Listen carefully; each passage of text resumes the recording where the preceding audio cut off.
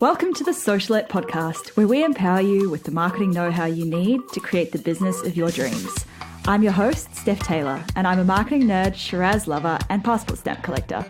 Join me as I dive into all things small business marketing and deliver them to you in bite-sized, fluff-free lessons every Monday, Wednesday, and Friday. Let's get learning.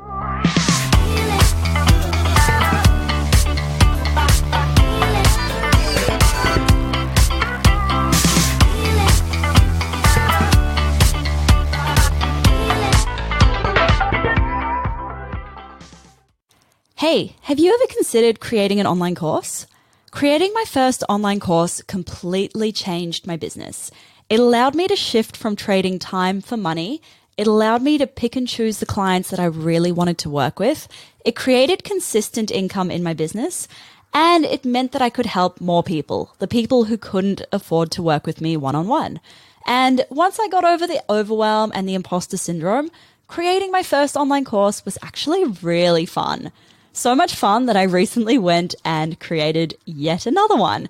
Anyway, if creating an online course is something that you've had at the back of your mind, maybe it's been on your someday to-do list, I have a little treat for you.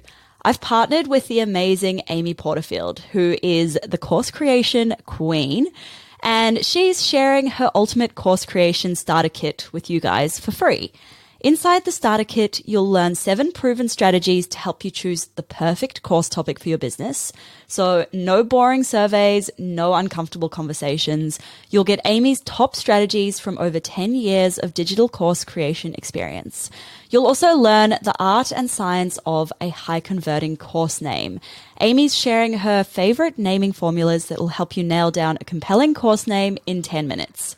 And you'll discover the 5 types of profitable digital courses, because not all courses are created equal. So head to stephtaylor.co/Amy to download Amy Porterfield's Ultimate Course Creation Starter Kit for free.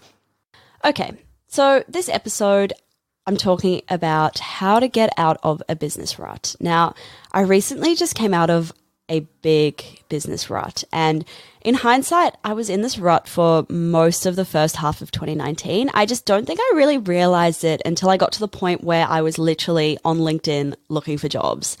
Now, I recently came across a post by Kayleen from Startup Creative where she shared how she got out of her business rut, and that kind of kickstarted my, okay, time to get out of this rut, Steph. And this episode, I'm sharing with you how I got out of that last business rut. Hopefully, if you're feeling a little bit stuck, this will help you as well. Now, the first thing I did was I acknowledged that it happens and that it's only temporary. Of course, there are going to be business ruts. We can't all be super productive, super creative, and super inspired every single day. Instead of feeling guilty about the fact that I wasn't working as much as I should have been, I started to accept it. I told myself I work bloody hard most of the time, so a few weeks or a few months where I wasn't working at full capacity, this wasn't something I needed to feel guilty about. I think overcoming the guilt was the hardest part. It was like, I'm so bloody lucky to be doing what I do, so I was feeling guilty about the fact that I wasn't enjoying what I was doing when I really should have been. The second thing I did was I dug deep into what was causing the rut. I took a really good, hard look at what I was doing in my business, the things that weren't lighting me up, and a big part of it was the amount of content that I felt like I had to be creating. I also felt like everything was just so messy. My messaging had got a bit messy, my branding needed to be tightened up, everything just felt a bit blah. And I realized that I had no idea what my next step in my business was going to be. My only other big goal for the year was to launch my signature course. And this course was taking so much longer than I'd planned for it to. So I kind of felt like I was just treading water and not really moving forward. So the next thing that I did, the third thing that I did to get out of my business rut, I identified how I could change the things that were causing it.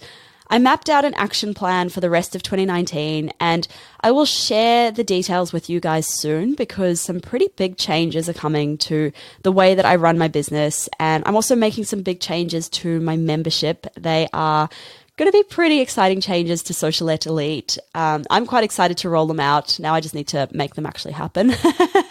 But basically, it was really unsustainable for me to keep on creating the amount of content I've been creating this year. So just so you guys know, I've been creating, and I don't know if you realize like how much content I've been creating, but I've been doing 3 podcast episodes a week, 3 bonus podcast episodes a month for my Social Elite members, and a masterclass each month for them as well, plus social media content, plus running ads, plus webinars, plus speaking.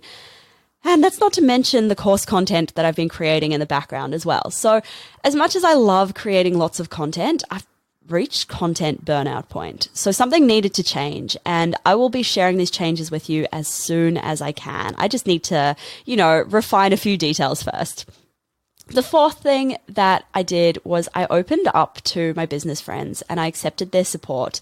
And this was really hard for me because I don't like asking for help. I don't like admitting that things aren't all 100% perfect and fine and dandy. And you know how I said that I was at that point where I was looking for a job? Well, I told my friends in my mastermind group about this, and it turns out that pretty much everyone else goes through stages like this as well, like usually once a year. So that was good. It was good to hear that. Instead of putting on a happy face and pretending to be okay, I actually opened up to a few of my business friends and I told them that I was struggling, and they were amazingly supportive and they were full of some really good ideas. And that's been a big way that I've got out of this business rut. The last thing that I did to get out of this business rut was I consumed as much inspiration as I could. So I read blog posts, I listened to podcasts, I did courses, I joined a few new memberships. Basically, I consumed any content that made me feel excited or inspired or taught me something new, got the wheels rolling again in my business. Instead of spending this time creating, I spent the time consuming. And I think that's equally important when you're running a business. You don't know what you don't know, and you won't learn it unless you set aside that time to learn. So hopefully, if you're in a bit of a business rut right now, I hope this episode helps you get out of it. That is it for this episode. Remember, head to stephtailer.co/hero to join the 28-day Kajabi Hero Challenge. Who knows? Maybe creating a digital product or a course could be just the inspiration, just the motivation that you need to get out of that rut. So it could be something worth trying. Anyway, that's it for this episode. Remember to head on over to stephtailer.co/Amy, that's AMY, to download the Ultimate Course Creation Starter Kit for free. It's a free download, but it is packed with so much value. Amy knows a lot about course creation, and honestly, I credit the launch of both of my courses to the content in Amy's courses because she is amazing. I cannot rave enough.